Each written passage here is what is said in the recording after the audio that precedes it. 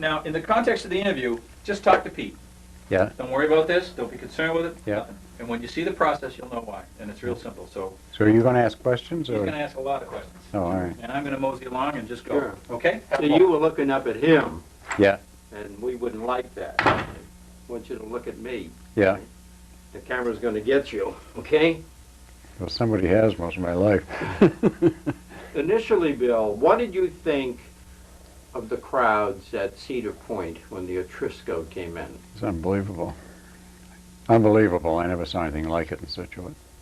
How many people do you think came there on a continuing basis? Thousands upon thousands. Uh-huh. When and how did the idea of a canteen take place with you? We had a variety store which was next to Paul Young Motors, Yeah. and it's since been tore down. And Paul uses it now for a used car lot. We had that store with a luncheonette and groceries. So we started a canteen service to go around to all the different contractors, serve coffee, and Charlotte made all the homemade pies, and most of it was homemade stuff. That's how we get into it. And then when the ship come in, we went over there Mm-hmm. and set up. And the only thing is, the first few times we went, we were out of stuff within 2 or 3 minutes. I had to revamp the whole truck. Uh-huh. We'd start, we hit every tide, every high tide, we'd be there. And the place would be inundated with people. Because every time the high tide was high, they expected it to go off. So when I'd leave our store, I'd have 10 gallons of coffee all made, 2 5-gallon containers. And then we had urns on the canteen, and we made it as we needed it when we got low. So, if I read you correctly, every time there came a high tide, that was the time you wanted to be there. Yeah, we'd have to start an hour ahead of time from First Parish Road to get to Lighthouse Point to get in there with traffic. Okay. With the traffic question, how in the world did you refurbish all of the product you needed on the canteen? It was a chore, but we generally the bus was loaded right to the roof when we went over there. Hunt Potato Chip in Braintree supplied us with chips, and they set their big vans down, and we'd take the whole load right up to Lighthouse Point. I had a 41 Plymouth sedan car sitting alongside of that bus, and we took the seats out of it, and we just filled that solid full to the roof inside with potato chips and sold them out of there. And plus they were selling them out of the canteen. Could you ever guesstimate how many cups of coffee you served during that period? All I can say is that some ways maybe up to 20 gallons on the tide. I don't know how many And cups. 20 gallons might be how many cups?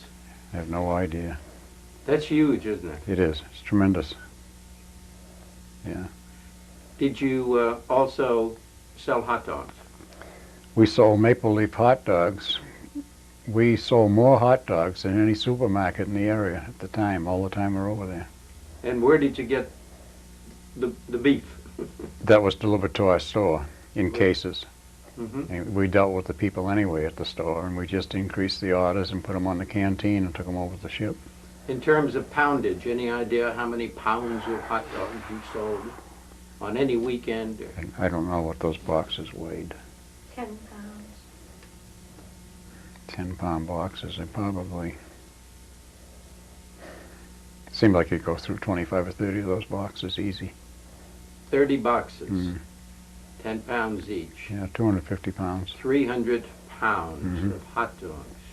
It was the biggest. A couple of ounces each hot dog. Yeah. There was nobody, the stores weren't selling hot dogs over the counter as in the volume we were. Mhm. Going out the window was a hot dog. How many people in the family did it take to run the operation? Well, there was, my mother was here at the time, and of course my wife Charlotte and myself. My kid brother was with us. In fact, 2 o'clock one morning, he was up back, and we had the big jars of mustard, and he was putting the mustard on them. and shipping them up front, and they were going out the window, and the hot dogs stopped coming. His whole hand was down inside the jar, out halfway to his elbow in mustard, and he was sound asleep, dead on his feet. He'd been up, day and night, fell asleep. What were your impressions, Bill, of the entire Etrusco experience?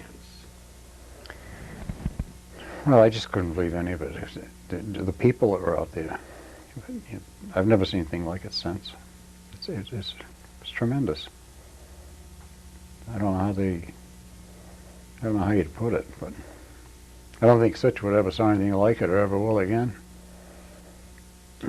What kind of a letdown was there, Bill, when that ship finally left the beach? I think my wife and I were pretty glad it was gone. We were exhausted. I had a fellow who worked with me. He's passed on since, but he was a nice gent, Leo Quinlan, and most everybody in Situate knew Leo. He worked for my dad and I for years too, driving taxi and stuff. Somebody said when that ship goes off, you should throw a wreath out in the water. I said, I'll do better than that. I'll drive the bus right up over the rock pile toward the water. And Aldi Finney says, drive it as far as you can, Bill. He says, now I have the wrecker sitting in the parking lot and I'll drag it out.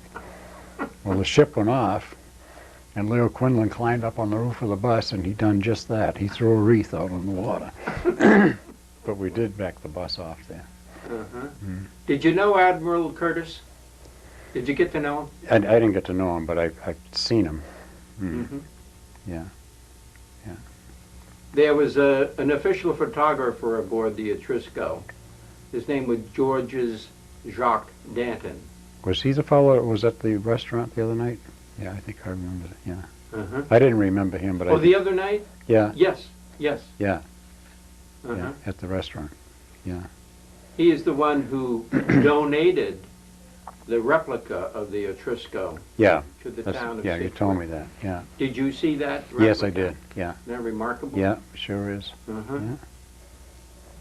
No, there was another night I got out of bed. These tides were all hours. Oh, So- yeah. Every so- 6 hours it So if the changes. tide, I forget what time the tide was. It must have been around, 3:30, 4 o'clock in the morning was high tide. About 1:30, I started getting ready, loading the canteen up. And I guess it must have been about 2:15. I was putting on my shoes, getting dressed. And I woke up 3 or 4 hours later with one shoe on and one shoe off. I passed out. Went out and dumped 10 gallons of coffee down the drain. That's all we lost was the coffee, but Uh-huh. everybody was exhausted. But it was an awesome experience. Yeah, it was. And I got the permits for canteen. I had the canteen permits to do developments and contractors, and we had a nice route. Mhm. Then when the ship come, I went over there and everybody see you doing a land office business, and I guess that's the way life is. Somebody decided probably I shouldn't be there because it was a mobile unit. And they were going to pull my licenses on me because, I'm a mobile unit, and they said I was stationary. And to be mobile, you have to move the thing every 7 minutes. So what I done was that when I get there, I disconnect the switch so there was no juice going to the engine, and I'd leave it in low gear. And if you hit the starter, it was on the floor then. If you pushed the button, it would turn the motor, but the motor wouldn't start. And I just pushed the button until the bus moved approximately 7 feet, and I'd go back to work. And we were back and forth across that parking lot all night. Remarkable. So I kept the license. Remarkable. Yeah. I think you've told us everything we need to know. It was quite an experience. Charlotte, my wife, deserves a lot of credit for a lot of it. She was up day and night. And the kids were young. She had to take care of them. You were very fortunate you had that support. Well, if I didn't have the family behind me, I never could have done it. No way. No. Great. Well,